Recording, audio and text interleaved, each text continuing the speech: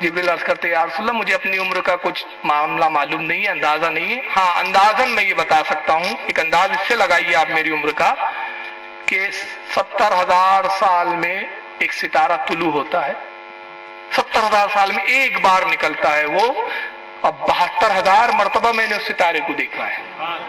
یا رسول اللہ بس اس سے میری عمر کا اندازہ لگا لیجیے۔ اللہ کے نبی مسکرائے، کہا جبریل اگر وہ ستارہ اب دیکھ لیں گے تو پہچانوں گے؟ یا رسول اللہ 72,000 مرتبہ دیکھا ہے، کیسے بھول سکتا ہوں؟ نبی نے امامہ ہٹایا، پیشانی میں نور چمکا، کہا وہ ستارہ میں تھا۔ اور جانتے ہو جبریل 70,000 سال میں کیوں نظر آتا تھا؟ میں اپنے رب کی بارگاہ میں سجدہ کرتا، میرا ایک سجدہ 70,000 سال کے برابر ہوا کرتا تھا، اور جب میں سر اٹھاتا تب وہ تو ستارہ دیکھتا، پھر میں سجدے میں چلا جاتا۔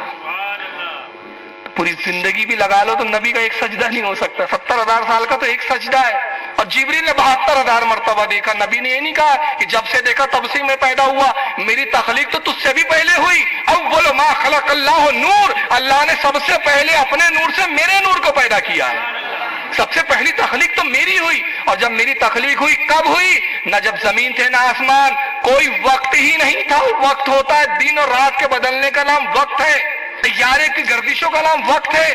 جب تو یہ پیدا ہی نہیں ہوئے تو جب میں اس وقت پیدا ہوا جب وقت ہی نہیں تھا، تو پھر اندازہ کیسے لگا سکتے کہ نبی نے کتنی عبادت کی اور کیا سجدے ہوں گے نبی کے؟ تو ایک نبی کے سجدے کا مقابلہ نہیں، مگر ان کے نانا طوی صاحب امام الکبیر ان کے کیا کہتے ہیں کہ بعض اوقات نبی اپنی امتی نبی سے عمل میں بڑھ بھی جاتے ہیں، معاذ اللہ۔ میں نے کہا تھا یہ حدیث کا حوالہ دوں گا، سنیے حدیث کا کن کن نے لکھی۔ علامہ برہان الدین حلوی رحمۃ اللہ تعالی علیہ جو بہت وقت کے امام گزرے، سیرت الحلویہ جلد نمبر 1 صفحہ 30 پر اس حدیث کو نقل کیا، اور آپ بڑے تعجب میں پڑ جائیں گے۔ نشر الطیب میں جو اشرف علی تھانوی صاحب کی کتاب ہے، خود تھانوی صاحب نے اس حدیث کو نقل کیا، خود انہوں نے بھی نقل کیا ہے۔ تو بہرحال بتانے کا مقصد یہ ہے کہ نبی کی عظمت ان کے نزدیک کچھ بھی نہیں ہے، اللہ کی عظمت کچھ بھی نہیں ہے۔ نبی سے یہ عمل میں بڑھنے کی بھی کوشش کرتے ہیں، اور یہی نہیں، نبی سے نفرت کا حال کتنا ہے۔ یہ صراط مستقیم، مولانا اسماعیل دہلوی صاحب کی بہت بڑے عالم ان کو یہ شہید بھی کہتے ہیں، رحمت اللہ علیہ کہتے ہیں، کیا کیا نہیں کہتے بس اللہ ہی جانے۔ صفحہ نمبر 167 مکتبہ تھانوی دیوبند سے چھپی ہے۔ مولانا اسماعیل صاحب کہتے ہیں زنا کے وسوسے سے اپنی بیوی کی مجامت کا خیال بہتر ہے۔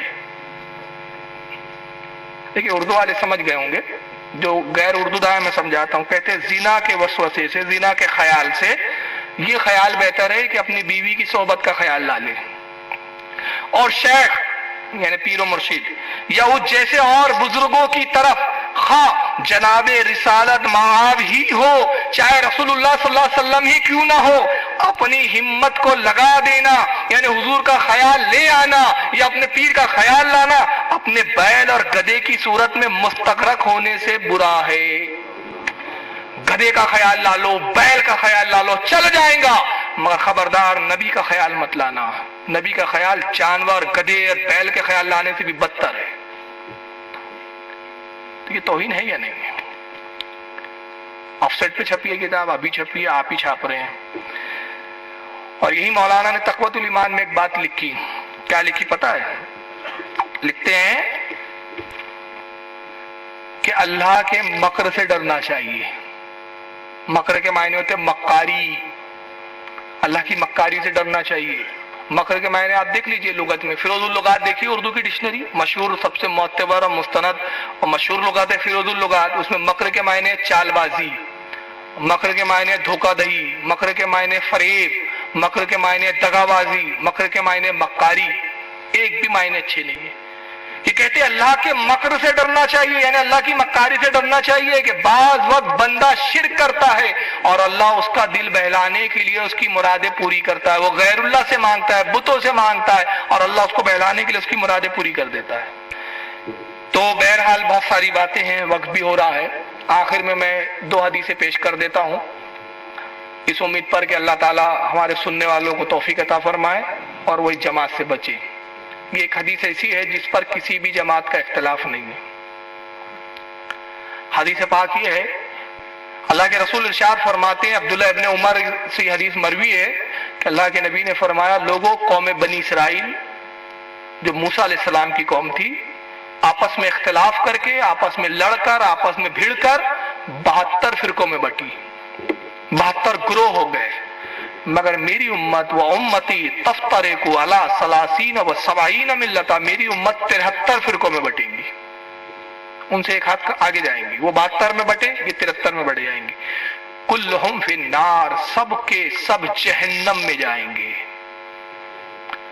الا ملت واحدہ، سوائے ایک جماعت کی۔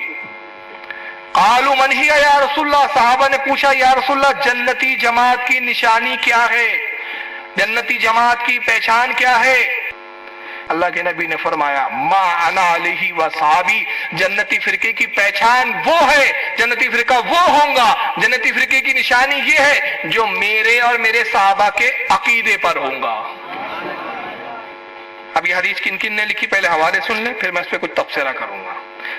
امام ترمذی نے جامع ترمذی میں سیاستہ کی کتابوں میں یہ سب، جلد نمبر 2، حضرت امام ابو داؤد رحمت اللہ تعالی علیہ نے سنن ابو داؤد کے اندر جلد نمبر 3 حدیث نمبر 1172، اور امام نسائی رحمت اللہ تعالی علیہ نے جلد نمبر 2، امام ابن ماجہ نے مشکات، امام بہقی نے شعب الایمان، اور اس کے علاوہ متعدد محدثین نے حدیث کو نقل کیا ہے، سب کے نزدیک متفق علیہ حدیث، صحیح حدیث، کسی نے نہیں کہا غلط ہے، مگر ہر جماعت کہتی ہم حق پر، ہم حق پر، ہم حق پر۔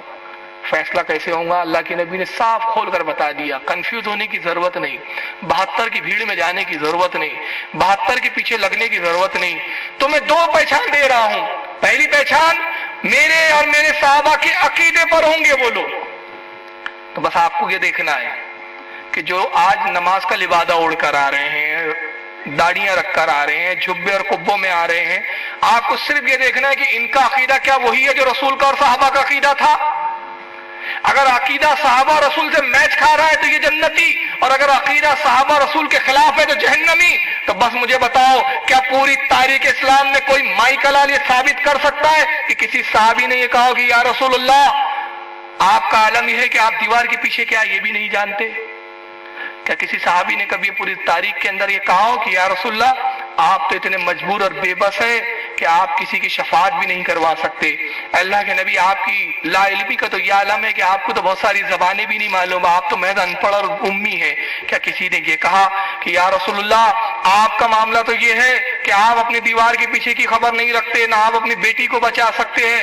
اللہ کے نبی آپ تو اتنے بے بس ہے، کسی چیز کا آپ کو اختیار ہی نہیں ہے۔ کیا کسی نے کہا، یا کسی نے کہا کہ یا رسول اللہ آپ کا مقام عظمت کا عالم یہ جیسے ایک بڑا بھائی ہوتا ہے؟ کسی صحابی نے نہیں کہا۔ تو مطلب یہ ہوا کہ یہ جو عقیدے اور نظریے ہے یہ صحابی کے نہیں ہیں، اور جب صحابی اور حق کے نہیں ہیں تو یقیناً یہ جماعت حق پر نہیں ہے۔ اور دوسرا، اس حدیث میں ایک نشانی رسول اللہ نے پوشیدہ رکھی، اب وہ بڑے غور سے سنے۔ آپ نے سنا رسول اللہ کو دیوار کے پیچھے کا علم نہیں، آپ نے سنا کہ مولانا اشرف علی تھانوی نے کہا رسول کا علم غیب ایسا ہے جیسے جانور اور پاگلوں کے جیسا۔ یہ 2 چیزیں ذہن میں رکھیں، مطلب یہ جماعت رسول کے غیب کو نہیں مانتی، یہ تسلیم کرنے کے لیے کسی طرح قطعاً تیار نہیں کہ رسول غیب بھی جانتے ہیں، یہ کسی طرح اس بات کو اقرار کرنے کے لیے تیار نہیں کہ رسول اللہ دیوار کے پیچھے کیا پوری کائنات کی خبر رکھتے ہیں، یہ نہیں مانتے، یہ غیب کے قائل نہیں ہے۔ مگر اس حدیث میں رسول اللہ نے بتا دیا کہ جنتی فرقہ کون ہے، وہ اہل سنت والجماعت ہے۔ آپ کہیں گے اس میں اہل سنت والجماعت لفظ نہیں آیا، آپ نے کیسے طے کر لیا کہ اہل سنت والجماعت بریلی مکتب فکر ہی جنتی جماعت ہے؟ میں کہتا ہوں اس حدیث میں چھپا ہے، غور کرو۔ اللہ کے نبی نے فرمایا، اور کس سے فرمایا؟ صحابہ سے فرمایا۔ بنی اسرائیل 72 فرقوں میں بٹے، یہ ماضی کی خبر دے رہے ہیں اللہ کے رسول، فرمایا میری امت بٹیں گی، یہ مستقبل کی خبر دے رہے ہیں، سب کے سب جہنم میں جائیں گے، مستقبل کی خبر، سب کے سب جہنمی، ایک جنتی، یہ مستقبل کی خبر، ماضی کی خبر دینا، مستقبل کی خبر دینا، یہ کہلاتا ہے غیب۔ نبی نے بتا دیا جو غیب مانے گا وہی جنتی ہوگا۔ اسی حدیث میں تو غیب ہے۔ تو صحابہ نے تو یہ کہنا چاہیے تھا، اگر صحابہ کا عقیدہ یہ ہوتا کہ نبی غیب نہیں جانتے تو صحابہ نے کیا کہنا چاہیے تھا؟ اللہ کے نبی آپ کیسے کہہ سکتے ہیں کہ 73 فرقے ہوں گے؟ آپ کو کیسے معلوم؟ غیب کا تو جاننے والا صرف اللہ ہے، آپ کو تھوڑی پتا۔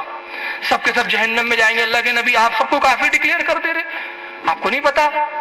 ایک جماعت آئیں گی جو کہیں گے کافر کو بھی کافر نہیں کہنا چاہیے، آپ تو 72 کو جہنمی بتا رہے۔ تو میں کہتا ہوں ہم بے دھڑک اس لیے کہتے، لوگ کہتے بریلوی سرٹیفکیٹ بانٹتے ہیں صاحب، یہ کافر یہ کافر، میں کہتا ہوں بھائی ہم بانٹتے نہیں ہیں، نبی بانٹ چکے ہیں۔ اعلیٰ حضرت نے بڑی پیاری بات کہی تھی، اعلیٰ حضرت فرماتے ہیں ہم کسی کو کافر بناتے نہیں ہیں، وہ اپنے کفر سے تو کافر ہو جاتا ہے، ہم بتاتے ہیں، بناتے نہیں ہیں، وہ تو خود بن جاتا ہے، توہین رسول کر کے کافر ہو جاتا ہے، توہین خدا کر کے وہ کافر ہو جاتا ہے۔ ہم کسی کو کافر بناتے نہیں ہیں بلکہ کافر ہے یہ بتاتے ہیں۔ تم نے کفر کیا، ہم نے بتایا، بتانے والا مجرم نہیں ہوتا، کرنے والا مجرم ہوتا ہے۔ چور نے چوری کی، مجرم چور ہے کہ جو بتائے گواہی دے کے صاحب میں نے دیکھا یہ چوری کر رہا تھا، وہ مجرم ہوگا؟ یہ عجیب منطق ہے، جو گواہی دے کے چور ہے میں نے دیکھا ہے چوری کر رہا تھا، تو کہتے ابے بتایا کیوں؟ چور کو بھی چور نہیں کہنا چاہیے، یہ عجیب مذہب ہے یار ان کا۔ تو تم چند لوگوں کو عقیدے کی بدترین عقیدے کی بنا پر کافر کہنے سے ڈرتے ہو، ہچکچاتے ہو، مگر اللہ کے نبی نے اپنے امتیوں کو تعلیم دی جب میں 72 کو کافر کہنے سے نہیں ہچکچایا تو میں بھی ہچکچانا نہیں چاہیے، ڈنکے کی چوٹ پہ بولنا چاہیے۔ جس کو پاؤ کہ وہ اللہ اور میری گستاخی کر رہا ہے کہہ دو من شکا فی کفری وعذابہ فقط کفر، اور ہمارے امام نے وہی کیا۔ حسام الحرمین ایسی کھیل ٹھوکی ان کے تابوت میں، وہابیت کا ایسا بیڑا گرک ہوا کہ آج تک وہ تابوت کے اندر وہ لاسٹ وہابیت کی تڑپ رہی ہے، پریشان ہے کہ حسام الحرمین نامی کھیل کو ہم کیسے اکھاڑ کے نہیں پھینکیں۔ حسام الحرمین کیا ہے؟ اعلیٰ حضرت نے وہ فتاوے، وہ عقیدے جو انہوں نے بدترین عقیدے لکھے ہیں اس پر فتاوے جمع کیے، اس کی تردید کی، اور تردید کر کے اکابر بڑے بڑے شافعی مسلک کے علماء، حنبلی مسلک کے علماء، مالکی مسلک کے علماء، چاروں مسلک کے ائمہ کے فتووں کو جمع کر دیا، اور تمام وقت کے بڑے بڑے اماموں اور مفتیوں اور عالموں نے فتویٰ دیا کہ یہ اپنے عقیدے کی بنا پر ایسے بدترین کافر ہے کہ من شکا فی کفرہ وعذابہ فقط کفر، جو ان کے کفر اور عذاب میں شک کرے وہ بھی کافر ہے۔